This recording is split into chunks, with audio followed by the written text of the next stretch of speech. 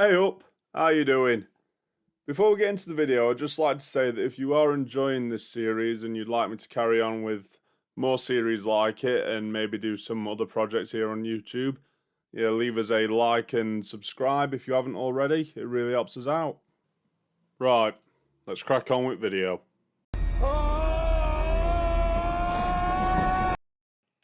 Right, so as we get started on the video, I would just like to quickly say that the methods you'll see me using are not what you would consider the traditional methods when it comes to shading.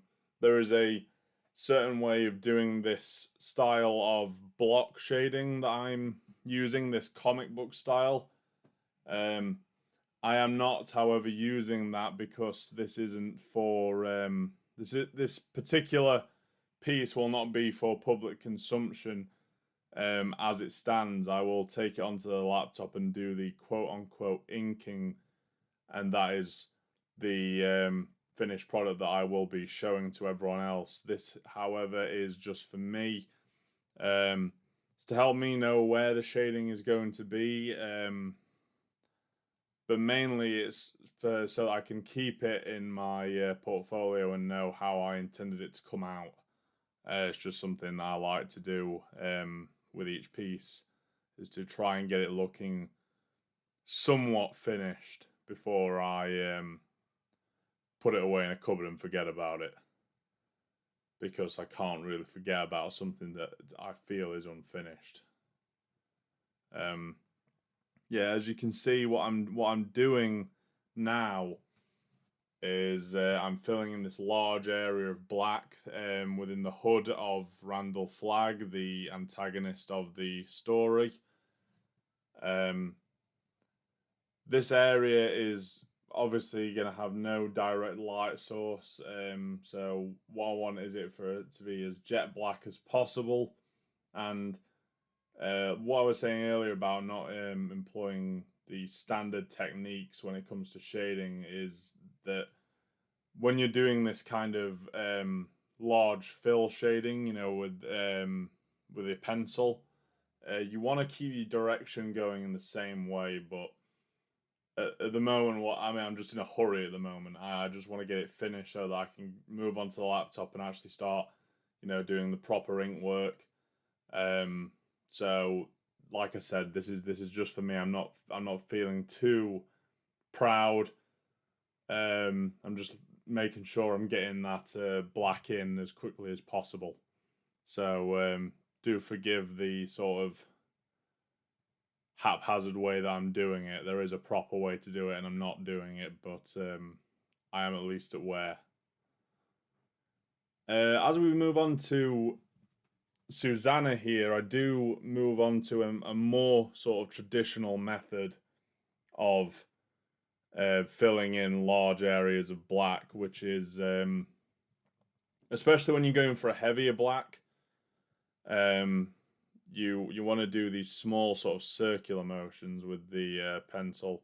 Obviously, there are certain areas that you can't do that. You know, tiny little areas where doing circular motions just wouldn't make much sense. But for the most part, you want to try and do like these little micro circular motions.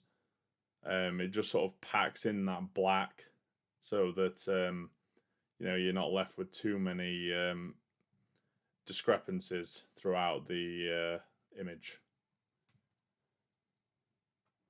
Yeah, unfortunately, I'm just looking now and I can see I've got a bit of clipping going on along the edge. I will go out and get a proper camera for the job eventually. It's just a matter of getting out there and doing it. But as I may have stated in the previous video, the next part in the series will be recorded on my laptop, and so you won't have this unfortunate sort of clipping going on. It will be the whole screen getting recorded at once. Yeah, I'm just filling in this area. It's pretty time consuming and you're never going to get it all, but one tool that I've found really helps me is sort of a paper smudge pencil. like a smudging brush. But if you don't have one to hand, something that always worked out for me before I got my hands on one was this was just like a rolled up sort of nib of kitchen roll or even toilet paper. Same effect as you can see I'm getting here.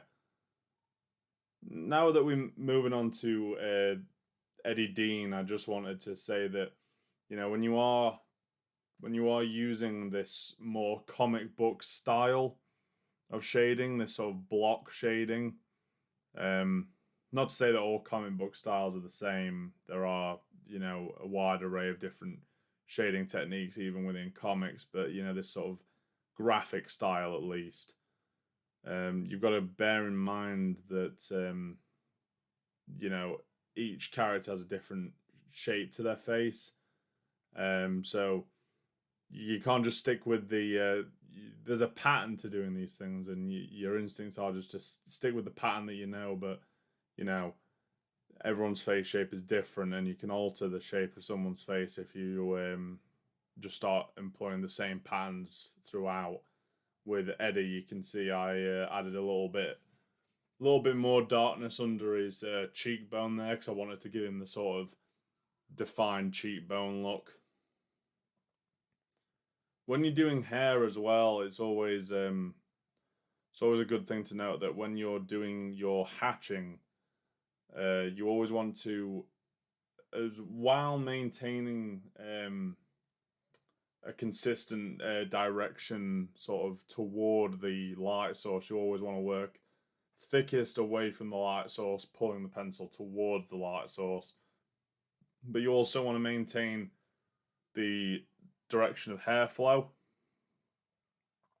So I know that the light source for Eddie is sort of above him, but I also need to make sure that I don't lose the direction of his hair. And that can be achieved by just using thicker lines for the hair and thinner lines for the cross hatching. And again, unfortunately, we're having a bit of a clipping issue here. I am sorry about that. There's no reason for me to not go out and get a camera. I'm just a lazy arsehole. But yeah, as we're finishing off on Eddie here, and we move on to Roland, I think it'd be a good time to discuss another issue that can crop up when you are shading a character in this sort of style. Is you've got to consider ambient lighting or secondary lighting sources. So here with Roland, you've got, obviously he's there stood in a certain scenario, in a certain setting, but he's also firing a revolver, and you've got to, while obviously maintaining the natural light source, whether it be overhead lamp or the direct light of the sun, you've also got to consider the impact that the muzzle flash is going to have on the natural shadows that the overhead lighting would cast. So with a situation like this, what I would probably do is I would take the harshest light source, which will be the muzzle flash, and work off that first. Then you can add in the sort of what now becomes the secondary lighting source, which would be that of the sun or overhead lighting, or maybe wall-mounted lighting, depending on which angle you want your light source to be coming from.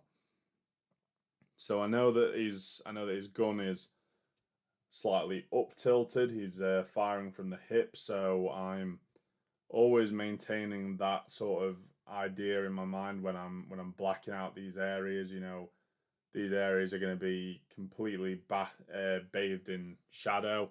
I don't want to lose them too much, because I have to remember that also the sun is going to be hitting some of these areas instead of the muzzle flash. But I know in my head that I want the direction of the light to be coming from sort of a top left, his left sort of direction. So I can happily fill in most of his left side with plenty of black. But when you come to things like arms that are coming across the body, it's always a good idea to you know exercise proper caution, because you can often lose a lot of the nice details that you went into, or maybe that perfect shape that you got for the arm. You can lose a lot of that when you are using this technique of shading, this blackout shading technique. Same with things like belts. You've gone to the trouble to draw a perfectly parallel line just to give that belt a three-dimensional feel, and then are you going to lose that detail by adding a drop shadow to it? It's always something that you might want to consider with your own work. Are you going to sacrifice the effort you went to beforehand? And now I'm just adding in these little finishing touches, little slight folds in the clothing, before I go onto his head, which is going to be the biggest challenge when it comes to this multiple direction lighting, because obviously if the sun's coming down on him, naturally most of his face would be bathed in shadow. However, you've got to remember he's being sort of hit right in the face with all the light from this muzzle flash. So it's mainly going to just be sort of the back of his head that is going to be completely engulfed in darkness. And the same with his hat. I know where the way I'm doing the shading on his hat now, on the underside of his hat, is not how I have got it looking in the finished piece. But